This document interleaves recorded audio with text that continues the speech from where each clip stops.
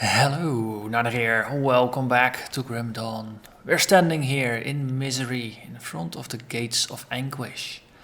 Before we go through, I've made a couple of modest upgrades to our gear. Just want to go over those quickly. First of all, I dug up this immaterial edge from my stash. Gives +1 to all the skills in Arcanist. So it seemed too good to not use. It slightly boosted our damage, and yeah, the +1 to Arcanist is just pretty good since it's just an across the board boost also to our defensive skills. We also have new shoulder pads. The stats bonuses on this are slightly worse than what we had before, because we had an epic before that had about 20% increased elemental damage. This is only 13, but it grants inside 2% chance on attack, which is the same as that we have on our body armor. So rather than 2% chance, we now effectively have a 4% chance to trigger it, and it boosts our elemental damage by 50%, making up for the loss in damage, and it gives us 10 energy per second. So that is pretty nice. And finally, belt. The old one got dropped and we now have a bit more health. Seemed useful.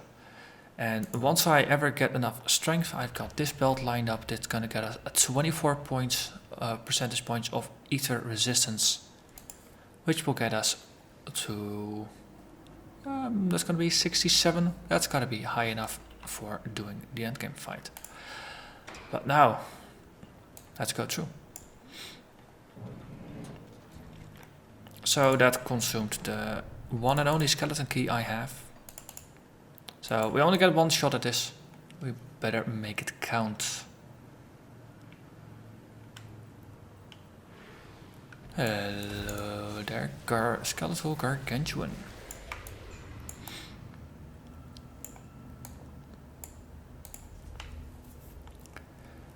So in here, in suffering, the demon that we are looking for should be the one that holds the archives of fate. That's going to be a backstabber. We got it.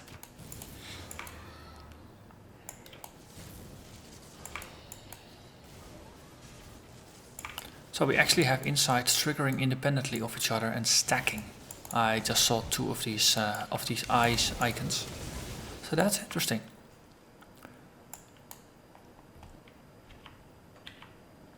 Because that means you could potentially get plus 100%. Oh, Chamber of Souls. So this is going to be a war room. Multiple epics spawning and just lots of fun stuff happening. Tenebris, the Blood Drinker. That's the first. Harrow's Dread, the Damned. Next wave, Death Revenant. Okay, also when you die you get kicked out. And we can't continue, so let's not die. That's the biggest takeaway lesson here.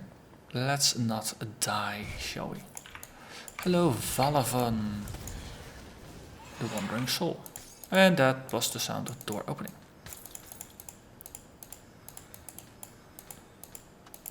So we pick up all the loot. And we push on. Double checking that we really indeed got everything. Next room. Can we go through here? Yeah, we can. Excellent. Back in suffering. Such a happy place.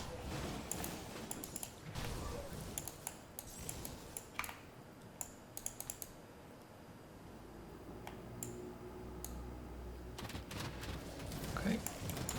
So there's a oh yeah, there's these mines that trigger that do a bit of damage. In the end, it's the boss fights that will have the opportunity to kill us. Most regular mobs are not that scary, luckily. But yeah, we should never underestimate just how much damage a determined large mob of skeletons can do.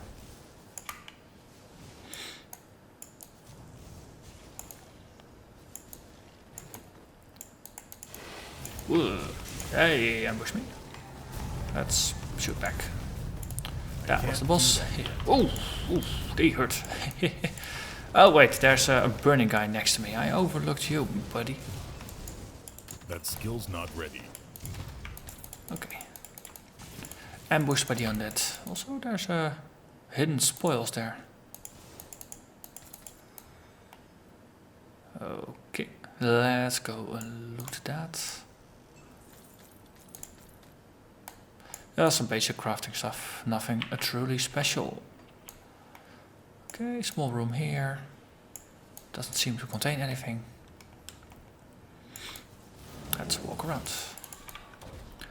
So, a lot of these skeletal archers are actually lower level than me. Or just the trash mobs. So, it seems like we might have slightly over leveled the area. Maybe maybe it peaks out at player level 50, what it expects. In which case we have a slight advantage in terms of power level.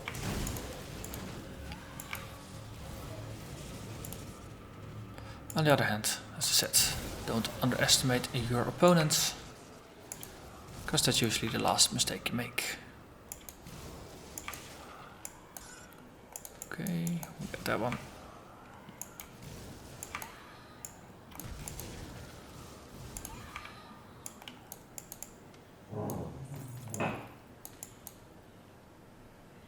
And slow and steady wins the race. So far we have been doing the full clear, which is nice. And no backtracking yet, which is also nice. Well, the good thing is we've already been through most of the level before. So we really do know where to go, what to do, what to kill. In this case, there's just a big area that we can walk about. Also interesting. There's a staircase there. It just begs to be climbed. Ah, it can't. There's debris in the way.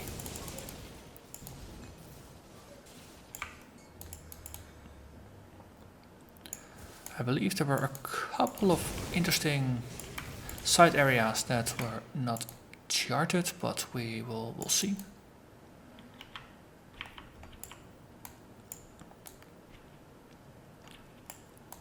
Also in my mind, I keep remembering this as being randomly generated dungeons, but it doesn't appear to be that way. Also, I see a star on the map indicating that our quest objective is here.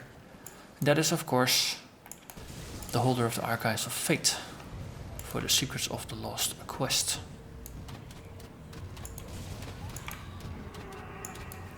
That's gonna be the Shade of El Nadrin, who has an angry mob with him. So we have another just an ether raid here, and they're putting ether beneath my feet. Cut it out. Okay, that's one down. El Nadrin, there's more ether. Stop doing that. Nope, silly shade.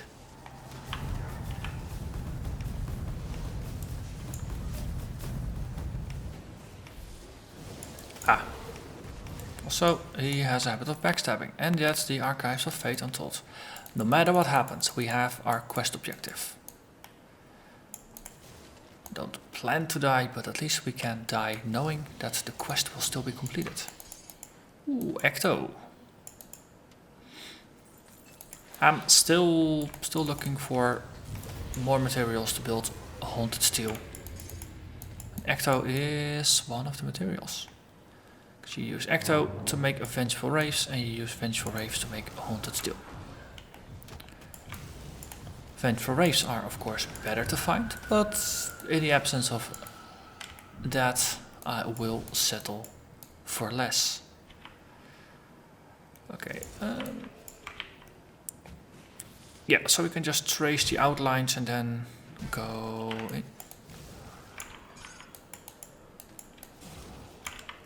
Or backtrack. Yeah, let's backtrack.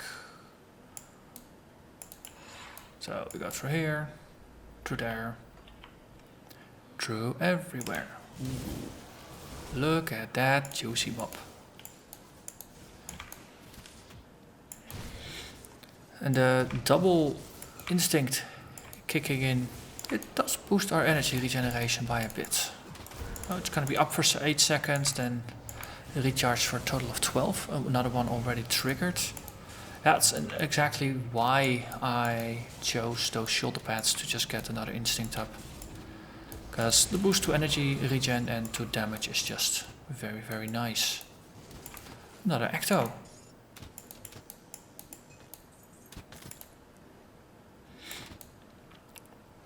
So I've got a number of sources that reduce skill recharge duration. I wonder if triggered abilities are also affected by that.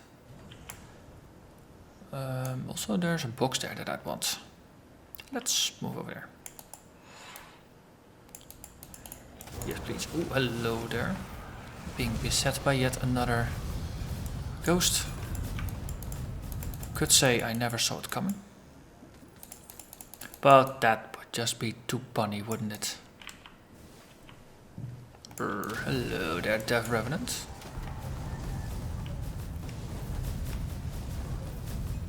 Goodbye, Death Revenant.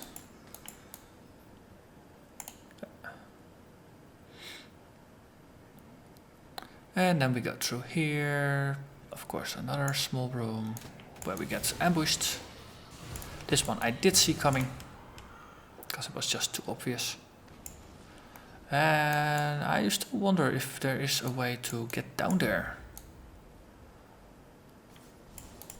No, there's this going down there and then underneath the bridge and then into some secret area. It would just be so nice. Just discovering more secret areas in this already hard to get to place. Maybe there is. Maybe I am overlooking something. I do that sometimes.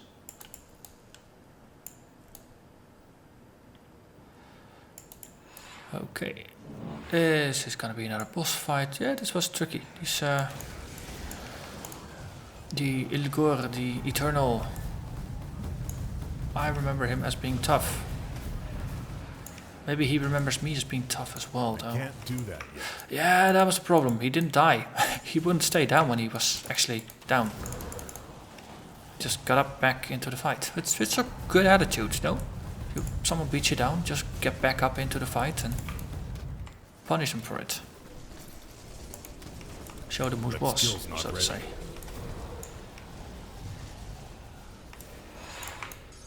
Okay, I believe we actually have him now. And then of course, the Knucklehead Brigade. For a change, let's drink a potion, just as a... Oh, that was a Blessed Steel, not a Haunted Steel. That's doing pretty good so far. We go down here, and then we go towards the next step. Towards the boss fight that I believe I messed up last time by being slightly too eager to finish the job rather than continuing my hit and run tactics.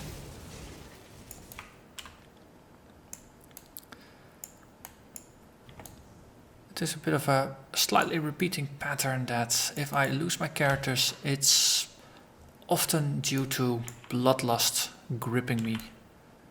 And I just want to finish the target rather than staying detached and just planning every move and playing it smartly. Just keeping skirmishing. If I'm very close to the kill, I just want to get the kill, and that gets you.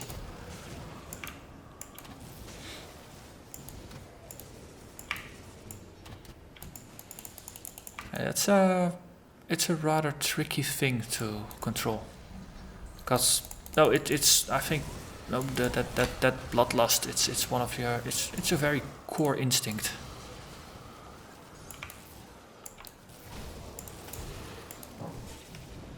I also noticed it in games like Heroes of the Storm, chasing the kill rather than detaching and just staying with the group or going for the objective.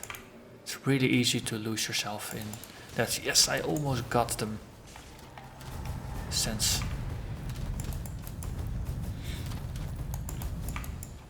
let's see, you guys. Could you please kindly stop shooting at me? Thank you. And we got a bit of spawns in the back. That's the downside of just a floor made out of skulls and bones. You never know if they are still moving. Until they do. Right. We have a bit there that we haven't explored. We have... This was just a dead end, wasn't it? Yeah. And from there was the way down. Right, so for now we'll actually just take the other, go counterclockwise. Just to change things up a little bit.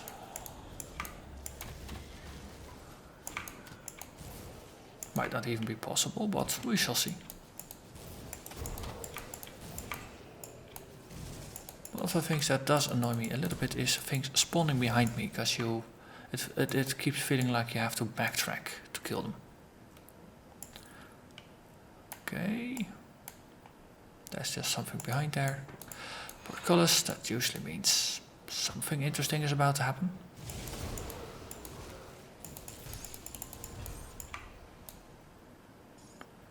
Right, let's pick up the crafting stuff first. Storm Revenant, just a yellow. Ooh. Heroic chest. Ah, I did not see you coming. So I'm gonna be smart. I'm not gonna stand in your face. And I'm gonna throw meteors on it. Yeah, that felt like the sensible thing to do. Cool. Ah. Well, the good old trapped treasure chest. You. Yes, haha.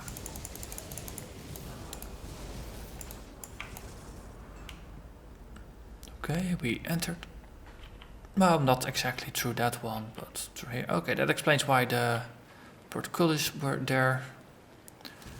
Okay, some ghosties here. Let's double check this.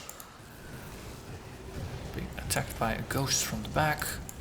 Undead from the front. And there appears to be something there. Which we'll investigate after things stop moving. Which is roughly now. Oh, interesting. Large secluded area. Let's just double check this. Yeah, okay. Make sure that there's nothing in our way. So last time we had a final fight here, but apparently there's something interesting over here. So, how many things will pop up that will try to kill us? Or is this just going to be a treasure room? I mean, if it's secret, then hidden spoils. The act of finding it is already a reward enough. On the other hand, a fun fight. Always fun as well.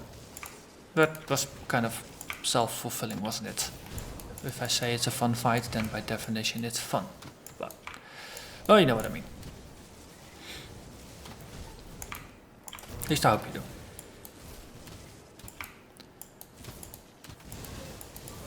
Yeah, skeletal monstrosity. Boom. Tiny little skeleton is the final survivor. Another cave. Okay, appears this was it. So let's take the other cave out. Hello there. Didn't see this one coming, or did you?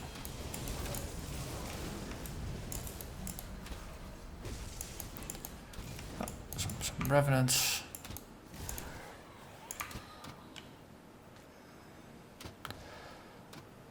Let's backtrack slightly to clear the rooms over here.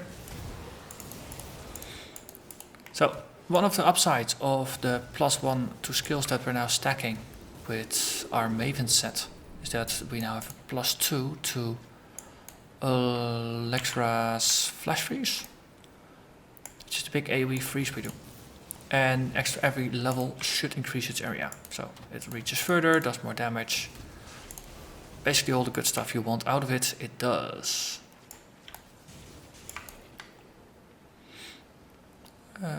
We came from down here, came we? Yeah, we did.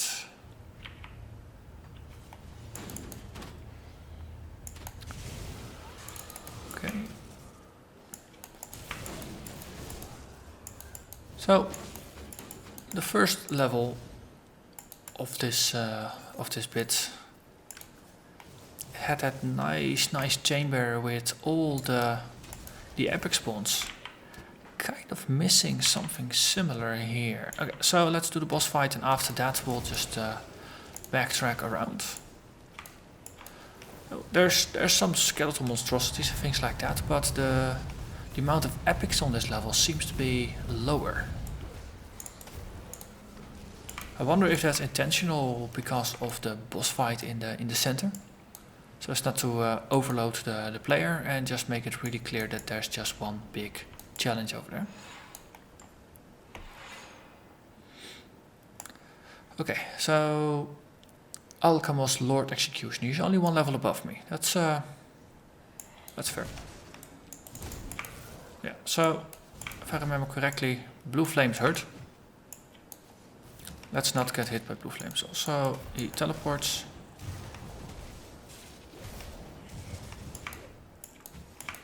Okay. We actually have something we can throw in his face. So we have our mirror. I should use it more. In mirror it prevents damage and it reflects damage, which the reflecting part is pretty darn useful. Also he cast something at me. Mirroring, raining, shooting, all the things. Oh, I'm in the blue flames again. That's nuts. Wow. That was noticeably easier than the first time through. From the top of my head, I don't remember what the level difference was between him and me back then, but I don't think it was as large as it... I think it was smaller now.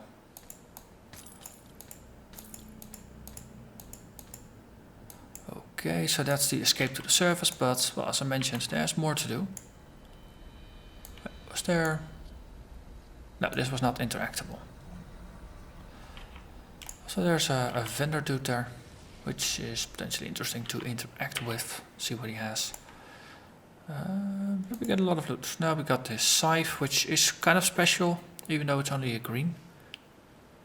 It's there's a lot of damage on there, and the spectral strike granted by the item, don't think it occurs all that often either.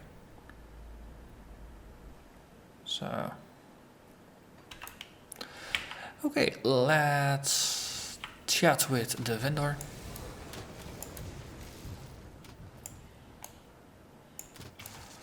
Also, people out there seem to want to have a little bit of interest. Let's see. I think this was a buy only type of situation. You couldn't sell here. +2 to Electra's flash freeze. That's pretty cool. Oh, oi! Can't you see I'm just standing here shopping? That's really, really rude to try to murder someone while they are shopping. Have you ever heard of the sanctity of shopping?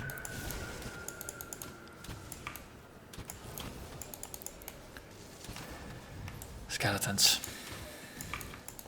They die, they get reanimated, and suddenly all their manners are just poof, gone out of the window. Well, we have a +1 to all skills weapons. I don't think we're gonna replace it anytime soon. But it is interesting to see that the weapons over here, a bunch of bonus to cold damage, ether damage, frostburn damage, and +2 to Electra's flash freeze. Similarly, you got the spectral swords, which give you bonus to shadow strike. Panettis, always fun. Some shields, some guns. Venom Fang oil, we already know that. And Mark of Dreek. Well, that's not worth 12,000 to me. And I don't think I could sell stuff. Yeah, he doesn't buy, he only sells. So we could go down here, see what was so special about this.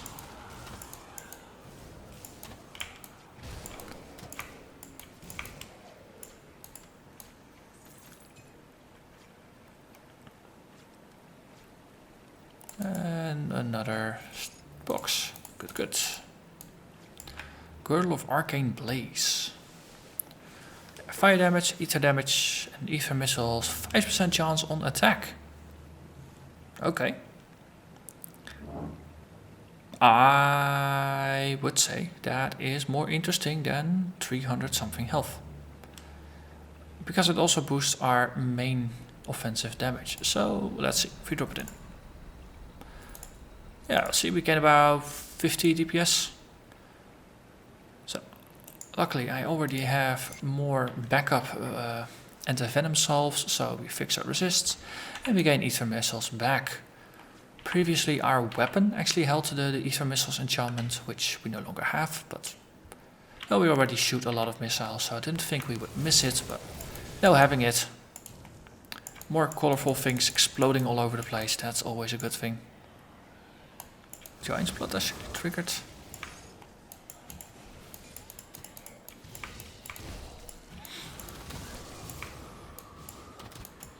Spectral War Shield of Barricades. That sounds interesting. I want to pick it up, but it doesn't let me. Right, let's enter the room. See what epic fight we're gonna get from this, because there's too many treasure rooms in here for it not to be trapped. As I said, it's a trap. And it's gone. There's some undead, but they'll follow. They'll pile up. Ooh, what a strong box. Red call, scrap.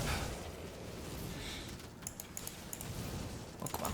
It can't just be these knuckleheads. More knuckleheads? Sure.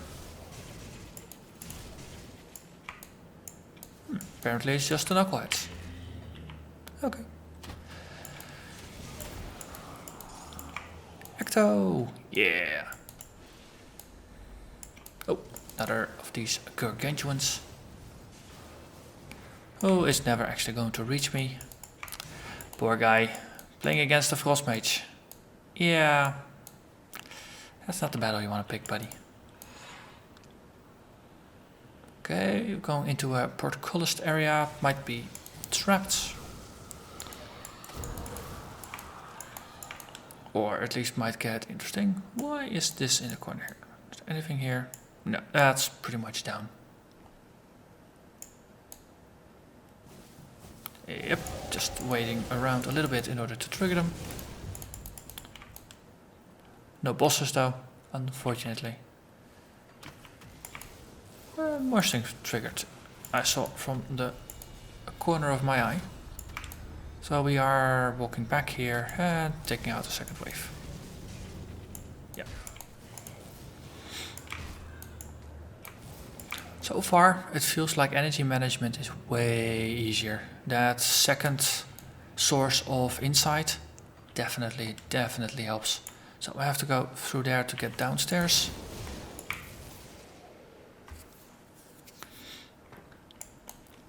Of course, +1 to all skills. Boosted our inner focus and other similar skills that help us a little bit with our energy efficiency. So no, there's a bonus in that. More ghosts.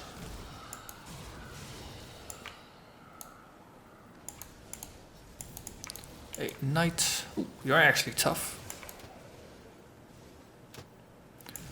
And another trapped room. Good. Some revenants. Let's just make it rain down things from the sky. And take them out.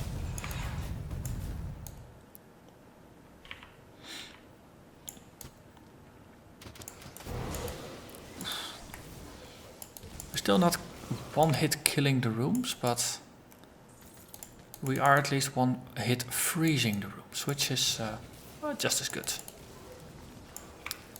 Because it is more fun to kill things with missiles, because there are just so many of them and they're also bright and colorful and happy. Happy missiles. If Bob Ross were into Grim Dawn and making paintings of this, then he would be talking about happy missiles. I'm very confident of that.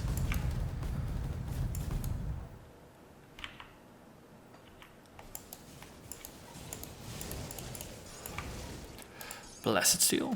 We're looking for the haunted version, so this is almost there, but not quite.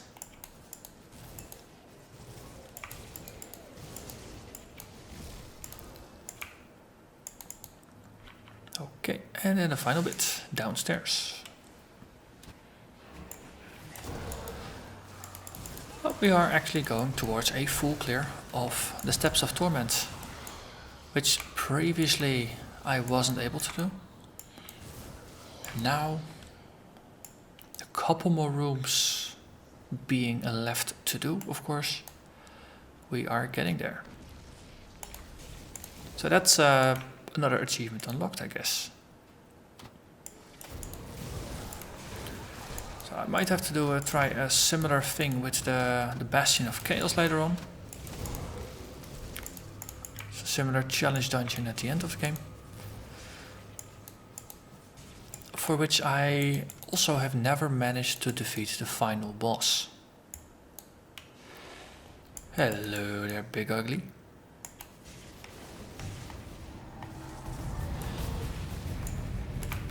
Goodbye, Big Ugly.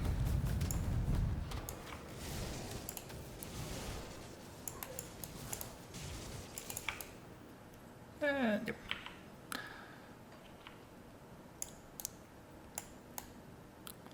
A little bit over here, a little bit over there.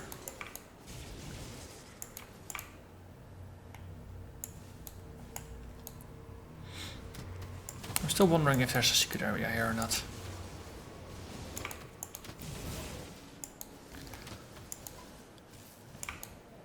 Have not yet been able to find it, but I believe there was something on the other side of the wall. So it looks like there's a lower level there. Then again, it might just be background scenery. There's a lot of that here as well. No matter how much you hover over the walls, it never indicates that it's crumbleable. Is that a word? Crumbleable? I think it is now. And we can't portal out, so there... Well, there's the portal in the center. But that's just gonna be a bit of a boring long walk. So I just think I'm gonna thank you very much for watching. No, I'm not. We do need to walk over there, because then we need to go to the witch. The witch, Anastasia. The entire reason we went down here was to speak with to actually give the book to the witch. Also, turns out in my absence, some skeletons decided it was a good idea to wake up. Wait, this is one corridor too early. It's not too far of a walk. It's just a small bit. We head over this way, and then that way, and then over there. Still have a little bit of a damage shield up, which is kind of funny. Okay, portcullis, and then we go back to the surface. And oh, nice. Completely out of it, so we can just port back to Fort Icon. And I think the last time we also unlocked a next quest for the outcasts. So we might as well pick that up and see what it's all about.